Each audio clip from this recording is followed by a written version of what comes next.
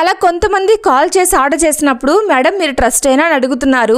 అలా ఎందుకు అడుగుతున్నారో అర్థమయ్యేది కాదు. తిరిగి అడిగేదాన్ని. కొన్ని చోట తీసుకుందామని మనీ పే చేశాక రెస్పాండ్ అవ్వట్లేదు మేడం అన్నారు. మీ డౌట్స్ మీకు ఉండడంలో తప్పులేదు, కానీ అందరూ ఒకలా ఉండరు కదండి.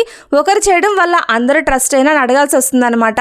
బిజినెస్లో ఇలాంటివి కామన్ అని చెప్పి నాకు అర్థమవుతుంది, కానీ మనీ చాలా వాల్యుబుల్ అండి. ఎవరికైనా ఏ బిజినెస్ అయినా నిజాయితీగా చేస్తే ఇలా అడగరు కదా మనల్ని. నన్ను అలా అడిగి తీసుకున్న వాళ్ళు మేడం సారీ అని చెప్పడం జరిగింది. చివరికి మంచి రివ్యూస్ కూడా ఇచ్చారండి. ఇప్పుడు ఎవరు ఉంటున్నారు మేడం అలా అని చెప్పి అనుకోవచ్చు మీరు. మీకు ఒకటి చెప్పనా అండి, నేను కర్మను బాగా బిలీవ్ చేస్తాను. ఏ పనులైనా మనం కరెక్ట్గా లేకపోతే లేట్ అయినా కర్మ మాత్రం ఊరుకోదండి.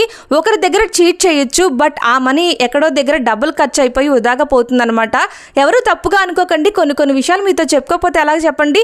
ఈ రోజు ఆర్డర్స్ వచ్చేసి mutton pickle, keema pickle, crab pickle, prawn pickle, chicken pickle. మీకు కూడా మన పికిల్స్ త్వరగా ఆర్డర్ పెట్టుకోవాలనుకుంటే వాట్సాప్ చేసేయండి. బాయ్.